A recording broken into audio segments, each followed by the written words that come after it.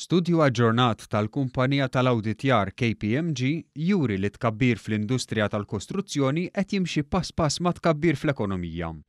Iktar minn hekk irriżulta li minkejja li fl-2017 is-suq tal-proprjetà kiber brata ta' madwar 9%, dan is-settur ma kienx dak bl-ikbar tkabbir fl-ekonomija Maltija.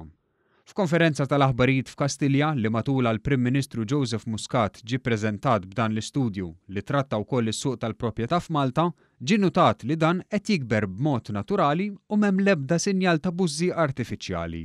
Kontrarju għal dak li jippruvaw jgħidu xi wħud ma teżisti l-ebda bubble fis-suq tal-proprjetà.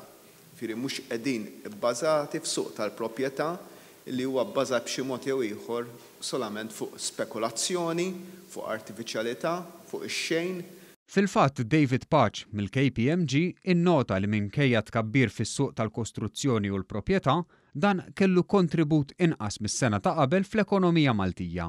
Interessanti għet jinnota li s-settur kiber imma l-perċentwal li kontribuxi li l-kejkol li s-suq kollu baqa l-istess ma naqas ftit hija 13.5% meta qabel mal-14% li kien reġistrat fi 2016. Li jfisser li l-pija wkoll tal-ekonomija kibret ukoll pass iktar maġla. Dan il-fatt li jfisser li m'hemmx bużżieqa fl-industrija tal-kostruzzjoni u l-proprjetà intlaqa tajjeb mill-President tal-Assoċjazzjoni tal-Iżviluppaturi Maltin, Sandro Ketkuti, għax ifisser iktar stabbiltà f'pajjiżna. U dan pożittivament nilqgħu jiena għaliex l-investituri ikunu iktar sereni illi jinvestu fil-proprjetà f'pajjiżna. Il-Prim Ministru sostna li dan l-istudju jkompli juri kif il-mod ta' kif nimxu l-qudiem it-triq ta' tkabbir. Tkabbir li hu bbażat fost l-oħrajn fuq id-diversifikazzjoni fad ta' setturi. L-idea illi b'xi mod jew ieħor nistgħu nafsu il-break u ngħidu aħna sodisfatti bli għandna noqogħdu nisslowjaw biex ingawdu dak li għandna hija fallacy.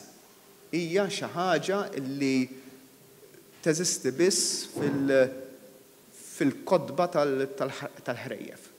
Il-Prim Ministru Joseph Muscat innota kif l-ekonomija hija katina li tiġbed ħaġa ma' oħra bit-tajjeb u bil-ħażin. U innota kif l-istudju juri li l-prezzijiet olew b'mod sostanzjali u naqset l-affordabilità. Għaldaqstant tenna kif xogħol il-Gvern u li jaħdem ma' dawk kollha involuti biex jiġi massimizzat it-tajjeb u jiġi immitigat il-ħażin. U għalhekk qegħdin issa fil-fażijiet finali illi ikonna wara l-konsultazzjoni pubblika il-policy l-ġdida fir-rigward tar-renta, tar-rents, tal-kirjiet, li naraw li ma nindaħlux fis-suq kemm jista' jkun nagħtu l-inċentivi biex jkun hawn aktar sostenibilità fil-qasam tar-rent ukoll. Tenna li dan it-tkabbir iġib miegħu il-bżonn ta' kwalità ogħla fil-binjiet tagħna u ħidma ikbar mill-Gvern fuq l-infrastruttura ta' pajjiżna.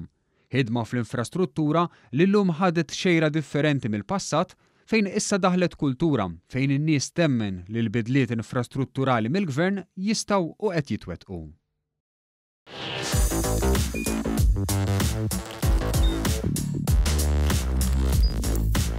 Idħol fuq one.com.mt u hemmhekk tista' tara l-programmi kollha li jxandru fuq One permezz ta' One Play.